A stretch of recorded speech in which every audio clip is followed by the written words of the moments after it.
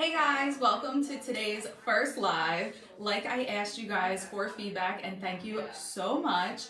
I'm going to be breaking up today's class into 3 videos. So this is going to be part 1. So I'm going to break down all of my theory first. That way it's more concise when you want to go back and rewatch, which I really recommend. So I want to start off today's video by first thanking you all for being here. I'm extremely grateful for all of you guys who have taken my classes in the past and are here today, and I'm so happy to share this with you. I'm going to flip my screen because I believe that it is, let me double check. Yes, it is backwards. So I'm going to flip my screen really quick and I'm going to break down today's theory for Glam Wave. So give me 1 second. I'm going to turn this around and I'm going to double check. Oops. Oh, there we go. Perfect. Okay. Bring that back a little bit. We're live, so we gotta test it out. Okay, we're perfect. So what I want you guys to know first is a lot of you guys will ask me the prep, how I have my model come prepped, what products, what tools I use. So I want to break that down first with everything that applies with Glam Waves. So first, what I want you guys to know is the outcome of your style is 50% you and 50% your client. So the 50% from your client is how you're going to tell them to prep their hair and how we need them to show up to their appointment. So what I always tell my clients, and if you guys follow me on Instagram, you've probably heard this a million times, they need to come with clean hair. When their hair is dirty, that oil is going to make the strands of the hair thicker and plumper, and we're gonna need to use a lot more products, and it's heavy on the hair. So you need them to come with clean hair. I usually tell them to come with their hair washed either the night before or they can wash it morning of, but it needs to be dry and a smooth blow dry. So actually how my hair is now, that's what I want their hair to look like, smooth and blown dry. Even if they're a curly girl, if they're a curly girl and they're showing me a Glam Wave from my Instagram, they're gonna need to come with it smooth. Otherwise, my prep is gonna be a lot longer because I'm gonna have to go through with a flat iron and everything like that. So that's the 50% that we're gonna need from our client. I also do tell them to use a mousse in their hair because what a mousse does is a lot of alcohol content. So with that alcohol, what it's gonna do is remove a lot of the moisture from their scalp and from their hair. So it's gonna be a better base for me to get volume in their hair. So I usually tell them a mousse, and I will give them some mousses that they can get on like Amazon, Ulta, Sephora. I'll give them product examples and things like that. Other than that, I let them do their normal products that they use in their hair, but always come with clean hair. Also, the other 50% that we need from our client is extensions. Glam Waves need extensions, and you'll see it in my demo for the fullness on the bottom. Otherwise, the photo that they're showing me is super full, and I'm not going to be able to get that outcome, their dream desired outcome, if they don't come with extensions, because it's going to get straggly on the ends. So I will be applying extensions today. So the 50% us is relaying that to our client. We need to be able to prep our client before they sit in our chair. That way they can get the best desired outcome that they want with their Glam Wave. So next, what I want to talk with you guys about is breaking down the inspiration photo. So what my goal is for this class and all my live classes in this membership is when you see a photo, you're able to know what tool, what product, what sections are taken in that photo so you can break it down. I think the saying is teach a man how to fish and he fishes for a lifetime versus giving the man the fish. I don't want to give you guys what to use without you knowing how to use it and plug and play, apply it for yourself. So this is kind of a matrix that I created. So there's 3 main inspiration photos that I see that I feel like are really trending, which is the one is like the middle part tucked behind the ear and the Glam Wave in the back. You'll hear me refer to this as like the Kim K remix. It's Kim Kardashian's wedding hair, but it's remixed with the Glam Wave in the back. So that's inspiration photo number 1 you might be seeing. Number 2 is a soft wave. So when I say things like soft wave, I'm talking about the amount of space in between each wave pattern, like each elevation. So when there's a lot of space in between there, that I see that as like a soft wave. So if you see a photo like that where there's a lot of space in between, that's more of a soft wave. And then a tighter wave where there's not so much space, that is a traditional old Hollywood wave. So those are the 3 inspiration photos you might be seeing. So when you see those, what kind of tool, curl technique, ideal hair type, and sections are you going to want to take for each one? I'm going to start with the tucked behind the ear Kim K. So for that, the tool that I'm going to want to use is a 1-inch iron. I wrote all the tools and products in another post of what I use for Glam Waves, so you guys can see that, but this is the tool that I'm going to be using today. I actually use it for most of my waves. It's a 1-inch long barrel bio-ionic, and I can't wait to show you guys why I use it because it's longer. So this is a longer tip than your traditional, this is a GHD. Like, look how much longer that is. I think it's about 2 inches longer. So this is what I would use, the tool that I'm gonna choose for a tucked behind the ear and for a soft wave. It's gonna give me more space in between each wave pattern. The curl technique that I'm gonna use for a tucked behind the ear is a twist wrap. And I'll show you the twist wrap when we get there. So a twist wrap, actually I could show you. We'll bring my girl out. So a twist wrap technique is where you take the hair and you're gonna hold it with tension. You're gonna take your iron like this and you're gonna twist around and you twist at the top. Hold it with tension and around. Twist at the top, down. So you're moving your wrist. So that is what the twist wrap is. And that's the technique that I'm gonna be using today. So I'll go over it a little bit more in depth in the demo portion. We'll keep her here. So then what I also do, the curl technique that I'm gonna be doing for the tucked behind is I'm gonna split the hair in half. When I'm in my sections, I'm gonna split it in half. And the mistake that I see with the tucked behind the ear is it's all going in one direction, which makes sense when you're doing a glam wave, but when you're doing the tucked from the front, if it's all going in one direction, what happens is you're gonna get a bulge here on one side because it's going towards the face, and this one is gonna go away from the face. So to avoid that, the technique that I do so that it's the same in the front on both sides is I'm gonna split the hair with each section I take. So it's gonna look something like that, and then I'm gonna work on this section and go away from the face. And then this section is also gonna go away from the face. So I put here half and half, gonna go back. You will have a separation here, but I'll show you how we're gonna blend it in the demo. You are able to blend it, but then what's the best part is with that curl technique for the tuck, you're gonna have nice evenness on the sides and you're not gonna have a bulge over here. So the ideal hair type for the tuck behind the ear is medium thickness. If it's finer, extensions, and mid-back length. You want it to be a little bit longer, like probably at least here and longer, because what's gonna happen is if it's too short, like if it's here, the hair is naturally gonna fall forward. So with something that's keeping tucked behind the ear, if they're moving up and down like that, the hair is naturally gonna keep falling forward. So you want it to be a little bit longer, and if their hair is not longer, you can use extensions to make it longer, so that way it stays in the back and gravity doesn't keep pulling it forward for your bride. The partings and the sectionings that I take with the tucked behind the ear are tall. So I'm gonna show you with the mannequin, the tall sections that I take. So a traditional section I feel like people take with a glam wave are pretty short, like this. So it's maybe like a 1-inch tall section. When I'm doing a tucked behind the ear, I take about a 2-inch tall section. So I'm gonna show you what that looks like. So a 2-inch tall section is gonna be like here. Probably a little bit more hair. Let's show you.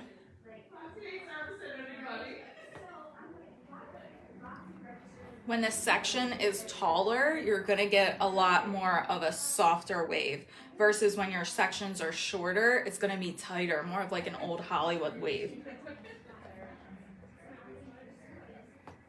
So what I'm looking for is 2 inches tall on each section. That's the sectioning that I'm gonna take for my tucked behind the ear.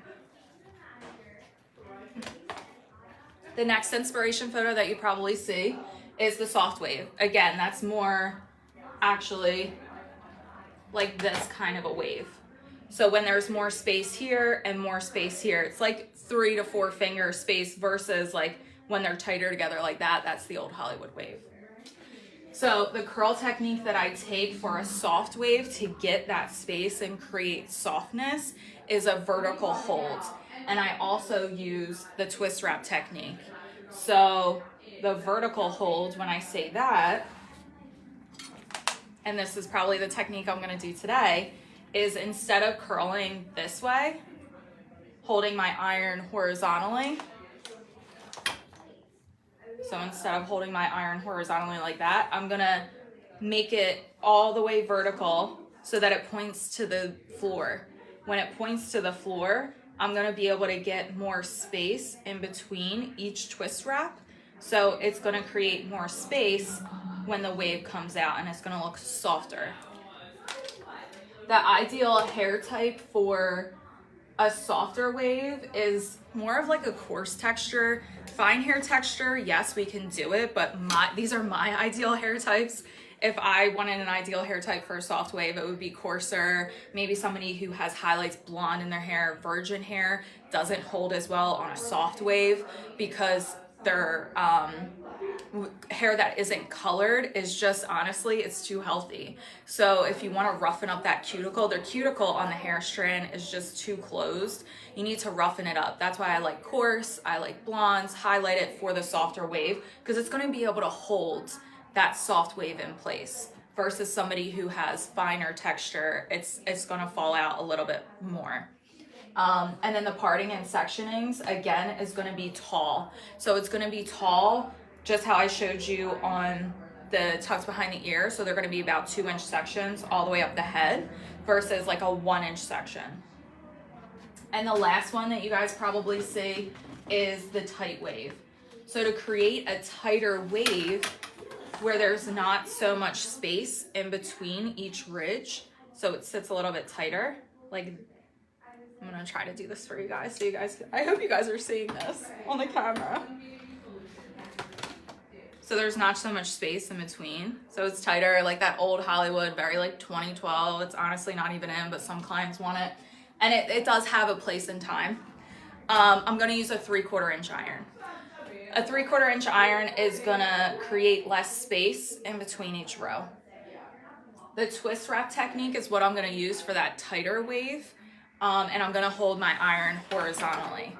So to create a tighter wave, I'll hold my iron this way with a 3/4 inch iron. I didn't pull that one out. This is my 1 inch, but I have it listed on the products and tools in the other post. So then the ideal hair type when I'm gonna pull out my 3/4 inch iron is if my client has shorter hair. So for moms who wanna do a glam wave and they have shorter hair that's maybe right below their shoulder or sits right at their shoulder, what happens is if I take my 1-inch iron to that and I'm going up the head, when I'm brushing it out, if their hair is shorter, they're only gonna get like maybe 1 or 2 waves. So with my 1-inch iron, but if I use a 3/4 inch iron, I'm able to get 3 rows of a wave. So it looks a lot nicer and it blends nicer in the hair. So the ideal hair type that I use, the 3/4 inch, is for like shorter hair, again, like right at the shoulder, maybe above, and they still wanna do like that kind of a wave. You'll be able to get 3 rows in it. And then the sectioning that I'm gonna take for that is probably like 1 inch tall. So when you're looking at the sides, it's gonna be about 1 inch. So those are the ways that I dissect each one of these inspiration photos. So that way I know, okay, if my client sits in my chair and she has shorter hair and she still wants a glam wave, okay, I'm gonna pull out my 3/4 inch iron and that's what I'm gonna use for her. Or if somebody sits in my chair and she wants to tucked behind the ear Glam wave, all right, the curl technique that I'm gonna do is a twist wrap, and I'm gonna split each section in half, and I'm gonna always curl away from the face to make sure it's nice and blended and looks really beautiful on their neckline for that style. And then for the soft wave, I'm gonna make sure that I take those taller sections so that way I get more space in between each row. Okay, so next when it comes to glam waves, something that's super important is our hairspray. I feel like we don't take our hairspray into account as much as we should. So the main products that I use for my glam waves are, here, let me put my belt on for you guys, because she's in the way. This is my up hair belt that I cannot live without. You guys probably see me in this all the time. I keep all my products in here, and my combs. So actually, I'll go over my combs first. Where is mine? So the combs that I use, again, all listed. I'm gonna be using my fork comb. I'm gonna be using my YS Park carbon comb. A carbon comb versus a plastic comb. This is carbon. Carbon helps reduce static in the hair. So this is really great, especially for the drier months like right now. And I use a rat tail comb. So I'm gonna keep those all in here. But back to hairspray.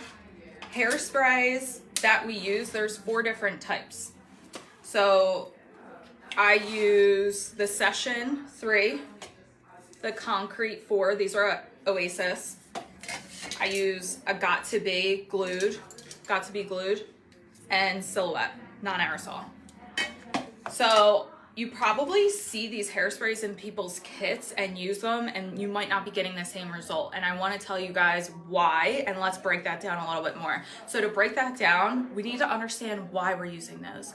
I don't want you guys to just pick up this hairspray because you see somebody else using it in a video, and then you're like, well, crap, I'm not getting the same result. So what exactly is hairspray, and how do we use it for our styling? Hairspray is a blend of polymers that provides structural support to the hair. Very scientific, I know. So what kind of structural support do I need during styling? I am so glad you asked, so I'm gonna break this down for you. So to understand when you're gonna need which type of spray, we need to understand that there's 3 stages of creating a glam wave. Stage 1 is prep, stage 2 is shape, stage 3 is finish. So in my prep stage, how important is structural support for my glam wave? In the prep stage, on a scale of 1 to 5, I did these on scale of 1 to 5, it's probably a 4. It's really important because that's the first initial wave we're putting into the hair. So we need a lot of support. So we need a strong spray, correct?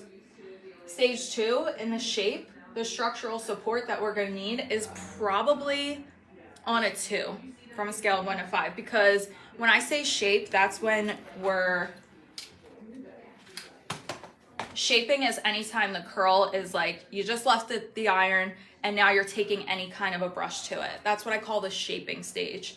So we're not going to want something that's super strong hold, because we need to be able to manipulate that curl, that wave, and shape it into place the way that we want, right? So we're going to want something that's a little bit more flexible of a hold of a hairspray. So we're not going to use the same spray probably as we did in the prep stage. Then when we're finishing, we're adding shine, we're kind of like gluing those little frizzes into place, and it's kind of like that finishing spray. Like, I feel like makeup artists, they use a very specific spray when they're finishing the face to make sure everything isn't moving, to make sure it all just kind of locks together in place, right? So that's what I call the finishing stage. You're gonna wanna do like an overall spray, add shine, hold it in place. The structural support we're gonna need is very strong. That's like a 5. We don't want that moving. Again, you guys have said things like you don't want your waist disconnecting or falling apart when your client moves. We're gonna tackle that in the finishing stage, right?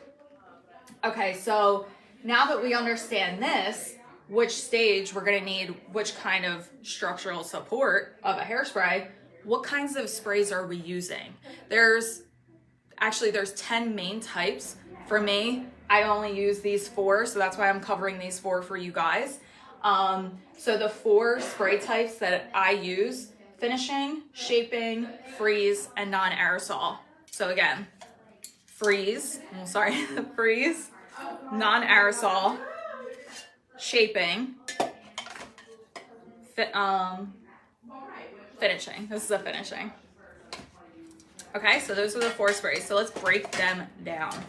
So I'm gonna break them down by the spray type, what's their purpose, examples, and when to use it. This is the most important. Knowing when to use your sprays can be the difference of your style holding all night or disconnecting.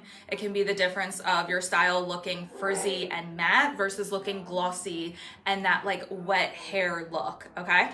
So a finishing spray, the purpose of a finishing spray is a finisher. I know, who would have thought? So they're meant to add shine and lock that style into place.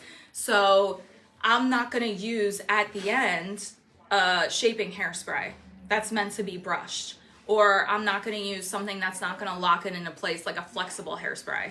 I'm not gonna use that at the end. I'm gonna use a finisher. So examples are the Oasis 4.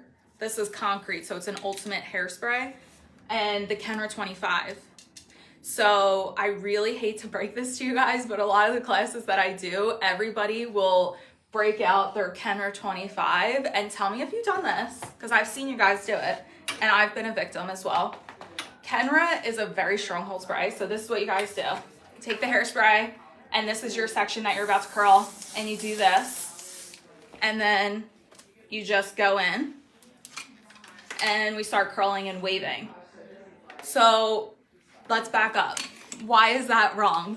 Because you'll probably notice you just created a mountain of frizz. So the Kenra 25 is a finishing spray. I shouldn't be using it before and after curling. I should be using it when my style is all done and holding it into place, right?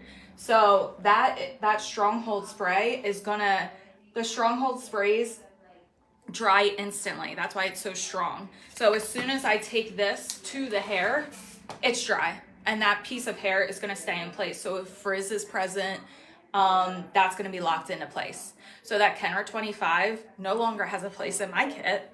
I use this one, but if it did have a place in my kit, I would want to be using it at the end, not before curling and not after curling. That's not its place, okay? So that's gonna help you dramatically reduce your frizz by changing the spray that you're using at the time. The next spray type that we have is shaping. So again, this is when this purpose of the shaping spray, it's slow drying and it's meant to be brushed. It's meant to be manipulated. It's meant to be shaped. So a shaping spray is going to be used when this section is curled and then I want to brush it out. So I'm going to take my comb and start brushing it. Then I'm going to take a shaping spray and spray that section and brush that. That's going to help manipulate and give structural hold to that shape that I'm creating, which is that S pattern, right? Makes sense? So some examples of that are the Oasis 3, which I love to use this when shaping my glam waves, and the Kenra 21. Kenra's products are all very strong hold. I'm not a fan of them, if you guys can tell, but if you have it, that's when you're going to want to be using the Kenra 21, not the 25, the 21.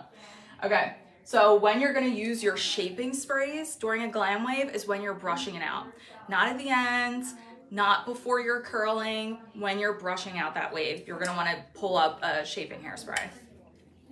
The next hairspray is a freeze. So freeze sprays are like your got to be glued. So freeze sprays are very fast drying on the hair. You spray it on the hair and it immediately dries whatever you have created in place. So examples are the got to be. Oasis also has one. It's called a freeze spray.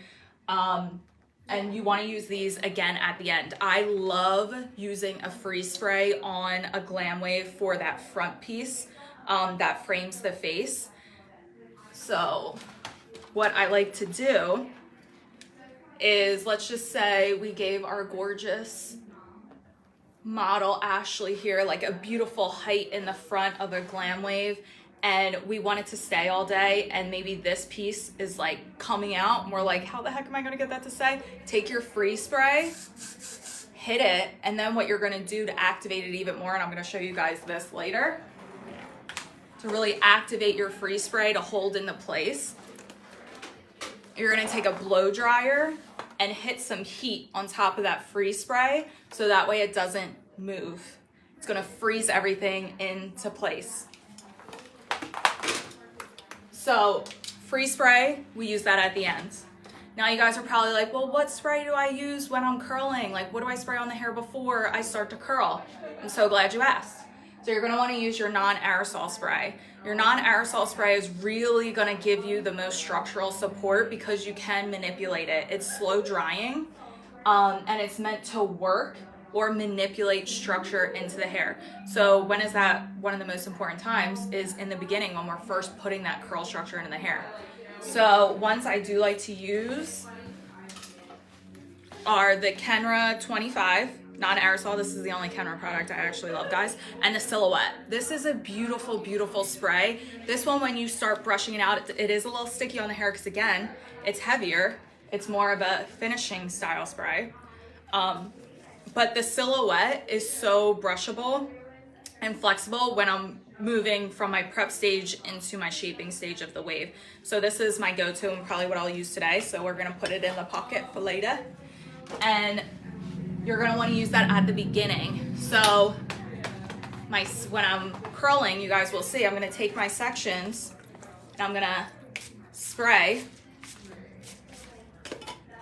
And what you're gonna wanna do is comb that into the hair so that way it evenly distributes on your entire length of the hair. Then I'll pick up my iron and then I'm gonna go in and do my Glam wave with my non-aerosol. That's gonna add the most structural support to this hair. So once you understand these sprays, so like I said, if you are seeing disconnection in your wave, you're probably picking up the wrong spray at the wrong time. To help with disconnecting and to help with blending, it's gonna start with picking up the right tool and the right product of spray. So when you're shaping, you want something that has a stronger hold that's not gonna add frizz into the hair. So this is a perfect one, or the Kenra 21 shaping. So when you're brushing that wave and you wanna start seeing it connect and come together, you need those extra polymers. So what the polymers in the spray are doing is it's touching each one of those hair strands and it's gonna pull them together. Versus like something like a finisher is just gonna hold on right there and it's not gonna move after. So if you're disconnecting, the spray is getting in my throat, guys. I'm gonna get some water.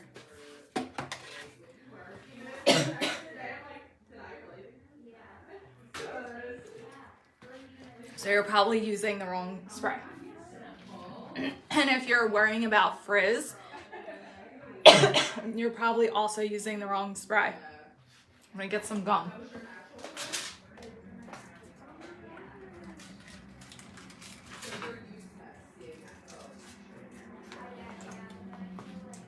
Okay, we're back. So I hope you guys understand the hairsprays, so then you'll better be able to tell when to pick up one for each stage, and we'll go over it in the demo. So next, what I want to talk about is your sectioning for the Glam wave.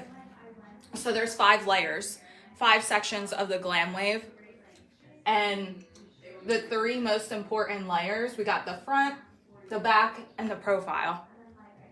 I'm gonna section out her hair, how I section it out for a Glam wave, so you guys can see those layers that I'm gonna be taking once I have my model. So, section 1. Actually, let me draw these out so you guys can see what they look like.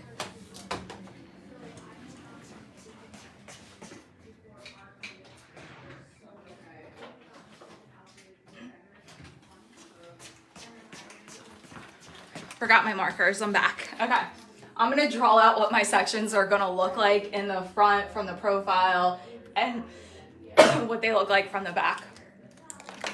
So what my section is gonna look like from the back is gonna be here. 1, 2, 3, 4. and then this is gonna be 5. So this is like the fringe area. So this, we'll call this the bang. That's what that's gonna look like. So we got 1, 2, 3, 4, 5. So when I'm taking sections in my Glam wave, I want them to be about 2 inches tall. So 2 inches tall. Because if they're too short, like if it's only 1 inch tall sections that I'm taking and I'm working all the way around the head, I always do a vertical hold, working all the way around the head, because that's gonna create the most even S pattern in a Glam wave versus taking broken up sections. So when they're 2 inches tall, if they're any taller than that, what you'll notice what happens in your wave is it'll start disconnecting, and you're gonna have that broken up wave that winds up looking like a beach wave. That might be because your sections are too tall. If they're too short, what you'll see is like a really older kind of a wave with like not as much softness in between your rows. So it'll be super tight like this. So I'm gonna take sections within each of these layers, depending on how thick my client's hair is, that are gonna be about 1 inch to a half an inch wide. So if my client's hair is finer, I can take thicker sections, like a 1 inch, versus if my client's hair is thicker, I could take a half an inch. If your client's hair is thick and you're taking too big of a section when you're wrapping it around the iron, the heat's not gonna distribute evenly. So I'm gonna write half inch for thick and 1 inch for fine. That's how many sections I'm gonna take along, like how many rows. So that's what these are. And I'm gonna do that all the way up the head, like this. So this is what it's gonna look like, what's going on when I'm doing the demo, so that way you guys understand the pattern that I'm creating. And then when I get in the fringe, I section just that piece off, because that's the most important. So I'll section just that piece off, and that's my last layer. That's my frosting on the cake, that top layer right here. That's what that's gonna look like. From the profile, here's what it's gonna look like. Get my red pen. It's kind of like below the ear line, and then like mid-ear, top ear is gonna be your second, high recession is gonna be your third, your fourth layer is gonna be like where you're in the crown, up in here. So this one is down here, this one's here. So that's 1, 2, 3, 4, and then 5 is gonna be your crown and your bang area. When you're able to look at the Glam wave in layers like this, you can start see how you're building each layer on top of each other. So you need each layer when it comes down, you're able to have a better visual. Like this layer right here is most important, the nape layer, because that's like the foundation of the Glam wave. Everything else is laying on top. So we don't need it to look super pretty because it's gonna be the finest of the hair, it's by the nape. What we need it to do is have a strong foundation to withstand the sweat on our client's back, so that way it doesn't get matted back there. So what we're gonna wanna do is add some structural support with our hairsprays. So what I like to do on that bottom foundational layer is add a finishing spray underneath that, so it builds a barrier up between the sweat that's gonna be on my client's back dancing all night and the hair. So that's one thing I like to do in the foundational layer. And also you want that to be super strong, because when each layer comes on top of it, it's gonna start to get weighed down. So that's your foundational layer, which is right by your nape. Then the second most important layer is right around the crown, because that's what your client's gonna see. So you wanna spend a lot more time in there. That's where we're gonna add our teasing and backcombing to add height. And then the most important is the fringe area. So the fringe area is the client's gonna see in the front. So we wanna pay extra attention to adding structural support there with our products. So that way it stands and holds, otherwise gravity of them moving around and things like that, it'll just start to naturally fall with gravity. So more about the front. When I'm doing the front, I'm gonna be paying attention to core features on my client's face to make it proportional to them. So there's about 6 face shapes. You want to pay attention to what kind of face shape they have. How big is their forehead versus their chin? So does their forehead sit in line with their chin? That's probably more of a square. Is their forehead coming out wider than their chin and their chin's going down a little bit more? That's going to determine how you're going to want to frame the face with that top fringe bang area, right?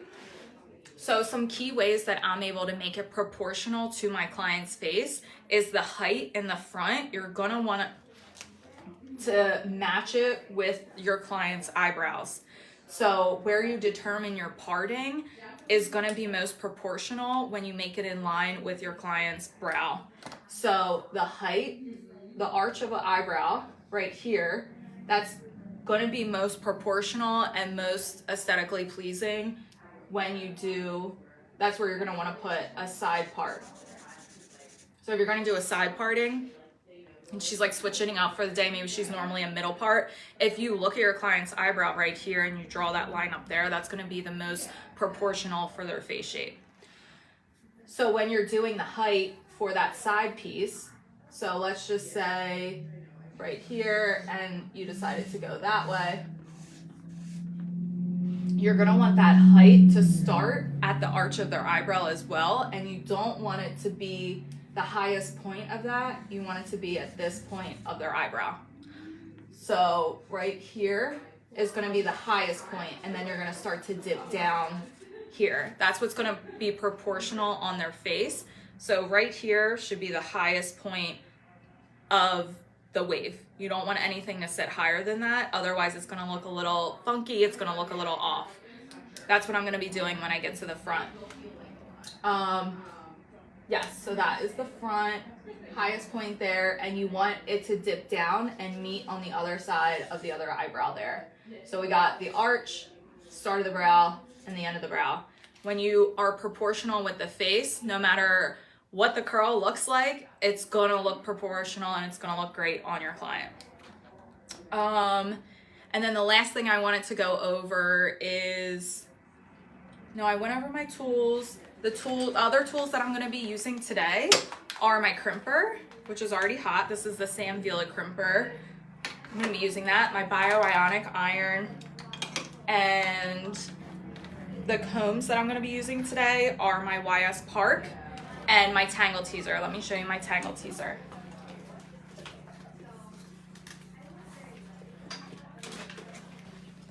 And my Tangle Teaser. So that's what I'm going to be using for today. And again, these are the sections that I'm going to be taking, and I'll talk even more in depth as I'm doing that. But that wraps up the theory. So I will see you guys in a little bit with my model for the demo for the Glam Wave.